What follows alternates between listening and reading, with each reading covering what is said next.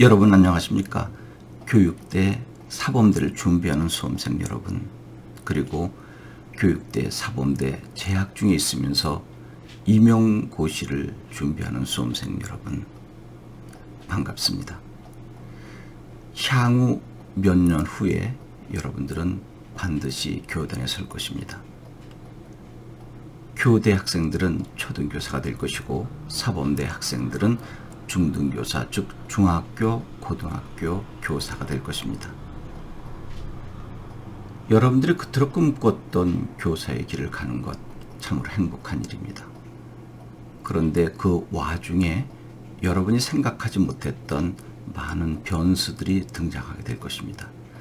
그때 어떻게 대처하느냐 하는 것이 곧 교사의 지혜가 아닌가 생각합니다.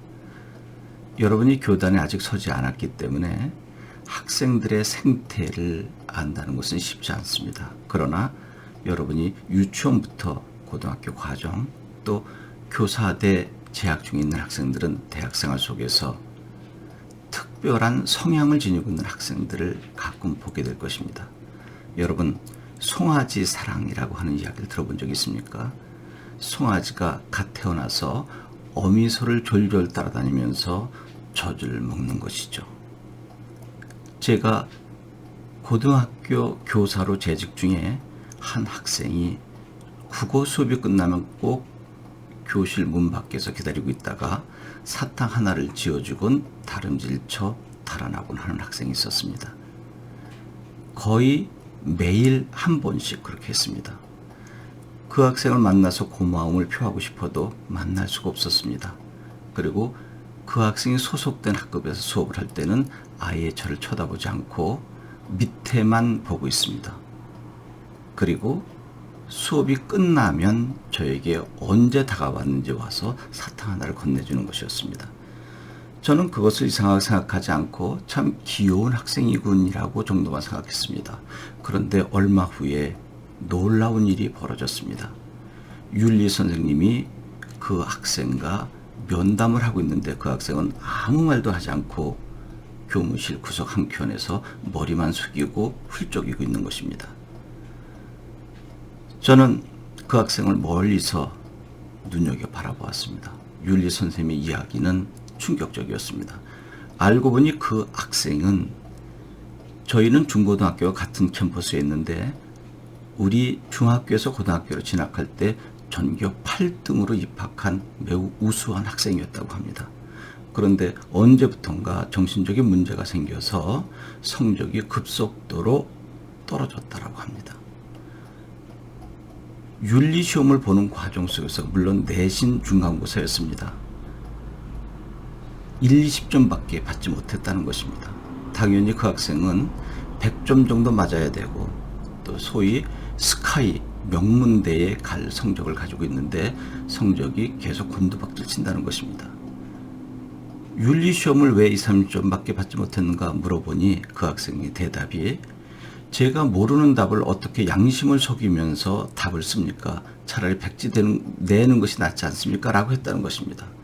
그러니까 내가 모르고 있는 것, 양심을 속이면서 답을 쓸 수 없다라고 하는 것입니다. 윤리시험은 1, 2, 3, 4, 5번, 즉 오지선다형이기 때문에 답을 몰라도 그야말로 학생들 입장에서 찍으면 되는 것 아닌가라고 선생님은 말씀했지만, 그것은 양심을 속이는 일이기 때문에 그렇게 할 수 없다라고 했습니다. 이것은 제가 볼 때 정신적으로 쉽지 않다라고 판단을 내렸습니다. 그런데 제가 거기에 관여할 수가 없어서 안타깝게 바라보고만 있다가 이제 집으로 퇴근을 했습니다. 그리고 그날 밤 지나고 새벽 4시쯤 전화벨이 울렸습니다. 깜짝 놀랐습니다. 여러분, 새벽에 전화가 오는 것은 좋은 전화는 거의 없겠죠.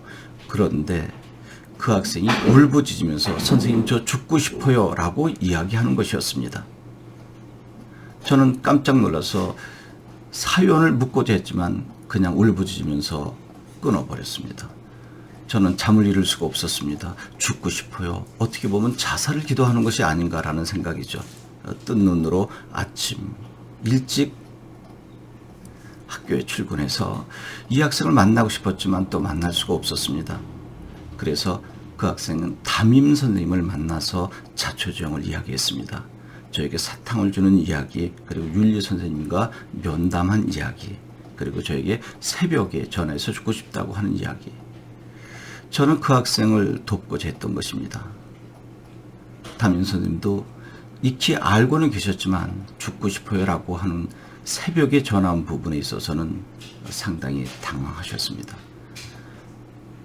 그 후 저는 그 학생을 만나지 못했고 소식을 듣지 못했습니다. 그리고 지금까지 저는 이런 생각이 듭니다. 혹시 나에게만 이야기한 것을 담임 선생님께 이야기해서 사적인 이야기를 세상에 알려서 섭섭한 마음을 갖고 있는 것이 아닌가라고 하는 죄책감을 갖기도 합니다. 근데 그 학생이 제가 알기에는 졸업을 하지 못하고 중도에 자퇴를 했다라고 하는 소식만 간접적으로 듣게 되었던 것입니다. 상당히 많은 시간이 지났지만 걱정이 됩니다. 그리고 소식이 궁금합니다. 여러분, 대만 영화 중에 말할 수 없는 비밀, 즉 뿌넝 쇼더미미라고 하는 영화 보신 적 있으신가요? 담임 선생님께서 한 학생의 비밀을 알고 있습니다. 이것을 반장과 공유하면서 어떻게 하면 그 아이를 도울까라고 윤언한 것이, 반장은 그 소문을 세상 아이들에게 알려줘서 그 당사자가 곤란을 겪었다는 이야기. 여러분이 향후 교단에서 또 담임이 되었을 때 학급 반장과의 관계를 어떻게 이루어내실 겁니까? 여러분이 업무가 생각보다 많습니다. 학생들 지도해야 되고 또 교과 수업 준비를 해야 되고 또 업무 행정을 봐야 됩니다. 그러면서 학기 초에 학생들의 개개인의 특성을 살펴서 원활한 학급을 운영해야 하는데 물리적으로 시간이 부족합니다. 그때 반장은 학생들의 속성을 파악해서 어떻게 하면 합리적으로 소통할 수 있을까를 고민하고 담임 선생님과 윤언하는 중간 역할을 하게 되는데, 자칫 학생들의 사적인 비밀까지 이야기해서 어찌 보면 학생으로서 해야 할 일을 넘어서는 거죠. 아주 쉬운 표현으로 고자질하는 반장으로 전락되게 만드는 일을 담임이 하지 않을까 하는 것이죠. 그러니까 원활한 학급을 운영한다는 미명하에 아이들의 이야기를 나에게 좀 알려줘라 라고 한 것인데, 반장 또한 그 아이를 돕는다는 미명하에 너무나 많은 이야기를 해서 비밀이 누설되는 경우 얼마든지 있지 않을까요? 제가 그와 같은 일을 한 것이 아닌가라고 하는 생각에 많은 시간이 지났지만 지금도 자유롭지 못합니다. 여러분, 교사 매우 가치 있는 일입니다. 그리고 어찌 보면 사명감을 갖고 소명의식으로 행해야 할 숭고한 직업이기도 합니다. 그런데 이렇게 다양한 변수가 생겼을 때 지혜롭게 처리해야 하는 일까지도 교사의 몫이 아닌가요? 여러분, 모쪼록 꼭 합격하셔서, 제가 한 사례를 들려드렸지만 이러한 변수들이 많이 생겨날 때 참고가 되어서 지혜롭게 학급 운영을 하셨으면 좋겠습니다. 여러분, 고맙습니다.